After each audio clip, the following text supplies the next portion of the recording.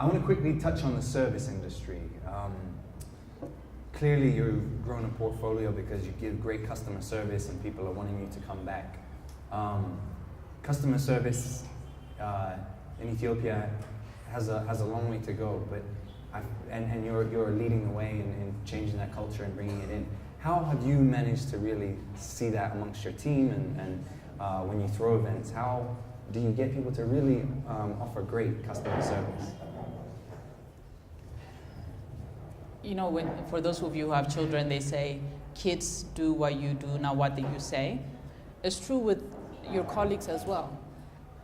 I am never, and I remember I was at one event, I was running mics around the crowd, and it was Zamadina who pulled me to the side and said, stop doing this. You're now the head of a company, hire somebody else to do this. And I was like, yes, I got it. And then I was still running around. So people who work with me actually watch what I do. And I don't delegate things that I don't like to do and just sit back and complain or, you know, bark orders. I get dirty. My hands get absolutely dirty. I am as beat up and as tired and as exhausted as everybody else on the team. So they just, you know, and I think you get inspired by that when you see somebody, and it's because a lot of people who come to work for Flawless will say, oh, I want to do events. Some people will, after 2 events with Flawless, they say, oh, I do not want to do events. Because it looks like a sexy thing to do, but it's actually not. It's the most rigorous, boring work. Like, you're calling people 10 million times a day to make sure that they're coming. You're checking your email. You're sending out, you know, letters.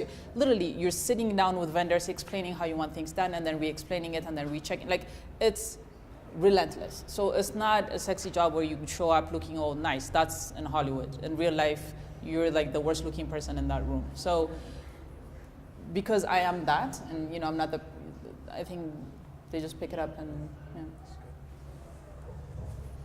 So in a second, we'll open the floor up to questions, as I said, so have them prepared. You referenced Zemadina. We're really excited that next month we have Zemadina coming to join us, so be sure if you're around to sign up to our newsletter and be coming to that. I'd love to hear your take on the future of Ethiopia, and you're obviously here because you see a real hopeful future.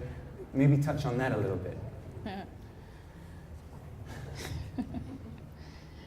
You know, so there's a group of friends, like I said, who moved around the same time, 2008, 2009, some a few years before.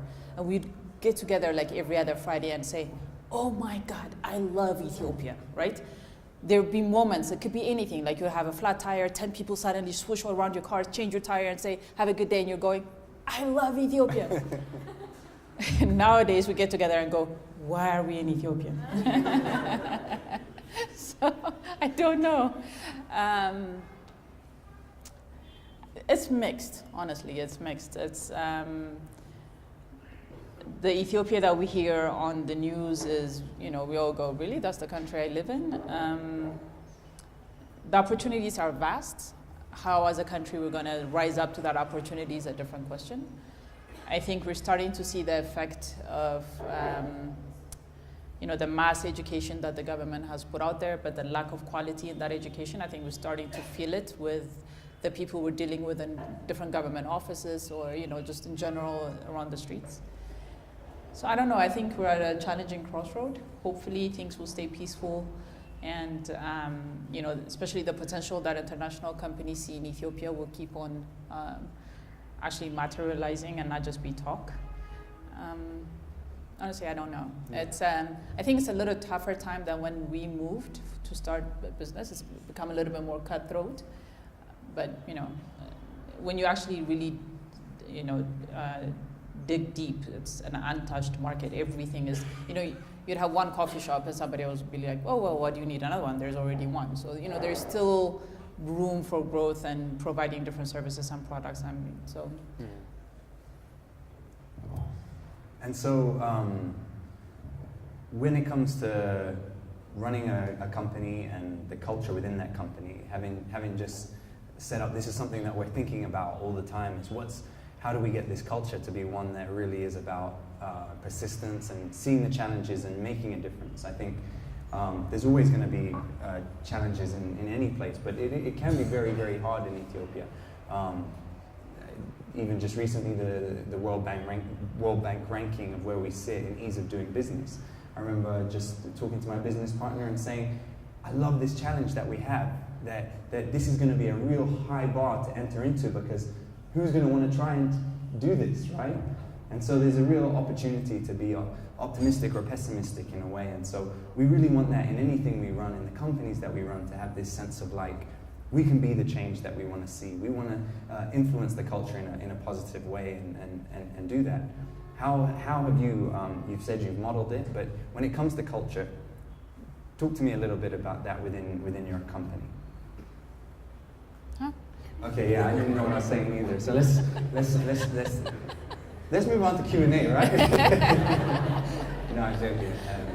So, okay, let's change the question then, you know? Sorry. What books are you reading right now?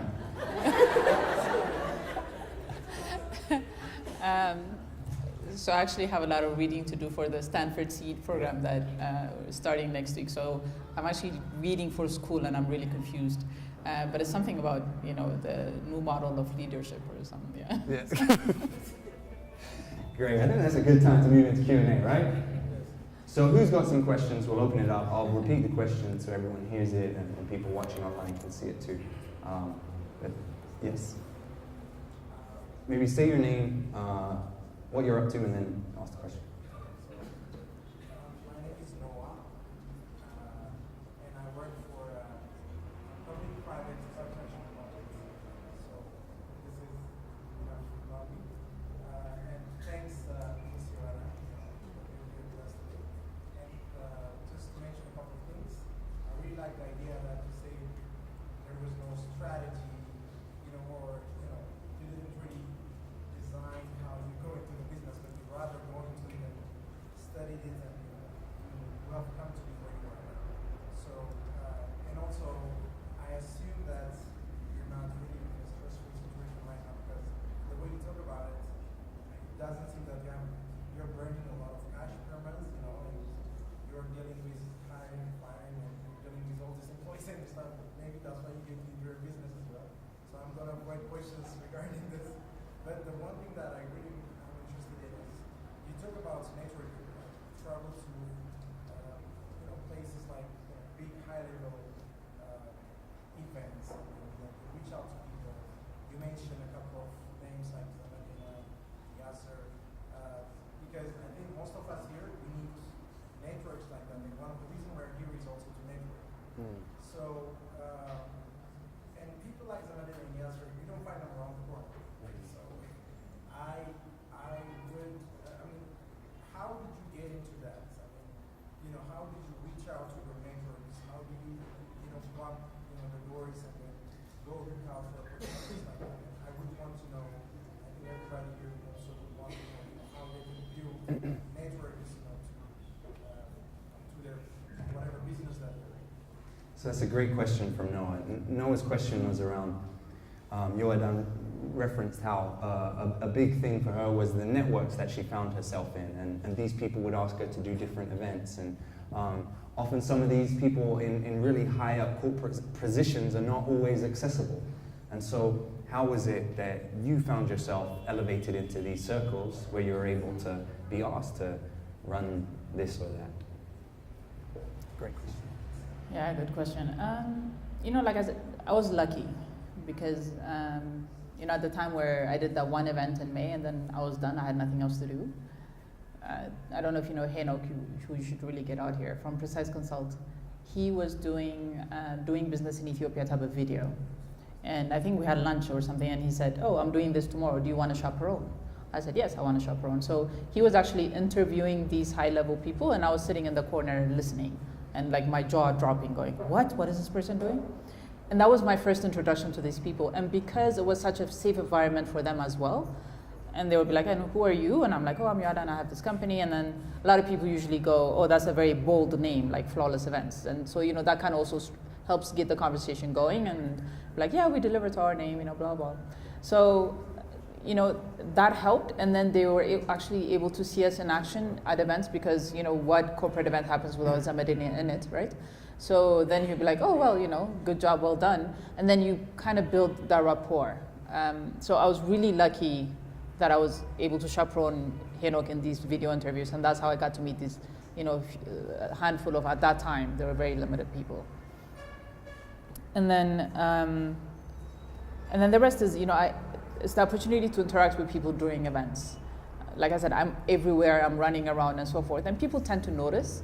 So, a lot of these people end up being speakers, and we're either, assisting with their, collecting their biographies or making sure they're mic'd properly, that their presentation is properly loaded. So you end up getting their email addresses, their personal phone numbers, and and then they appreciate the service they get, so they kind of keep you in your nice corner. How would you do that when you're in different environments, and how do you network? I don't know. I'm an introvert. I know I don't look put me in a networking environment and I'll be looking for the friends I know and go to their area.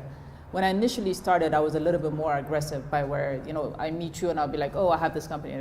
So even if you don't have a company, maybe talk about what you want to do. You never know who you'll be telling your story to and where that person could take your story, so that helps. Go to, I think, I really don't have the secret to it, but it's really just, you have to force yourself out of your comfort zone and talk to people you don't know, and go to different meetings that you wouldn't usually go to. You don't know who you're going to meet.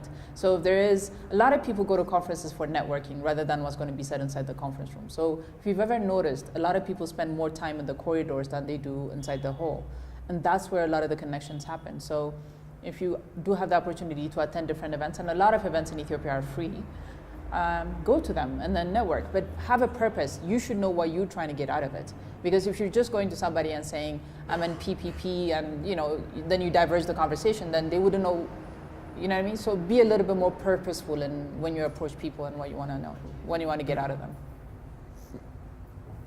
That's a great question, and it's kind of why we're doing these events here, is to create a space where we can facilitate the networking and meeting and hearing stories from such inspiring people. And so that's not just a plug to attend our events, but that is why we do this.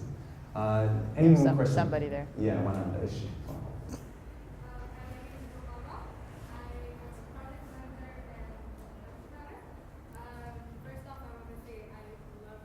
Oh.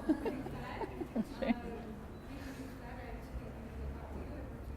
My question is, when it comes to event planning, there's a lot that goes around building a team, and it's a really tough process. And I think, and I'm really not with what I see is, it's the most essential thing to do, building a team. So how did you first build your team, and how did you go around, how were there any challenges when you were building your team? Brilliant. So that question is around building a team. It's one of the most essential things to running a successful company. So how did you go about building your team? And Rama mentioned how you've been a huge inspiration to us. So. Thank you. That's very flattering. Like I said, it started really small, right? I think I hired the first person to assist, I think, a year down the road. And that's why I said I'm not an entrepreneur, because to this day I get scared about hiring people if I can't keep them busy on a full-time basis. So it's always a challenge between, do I bring them on board and then they get bored and then they're going to leave, or do we just drown in the work and try to do it all ourselves? So really did it one at a time, and when that person comes on, then we'll do everything together at the same rhythm, and you can quickly tell if it's not going to work out, because either that person can handle it or they can't. So we're a small team. We're just 7 in the office. So it's not like we're a huge, I haven't built an empire or anything like that.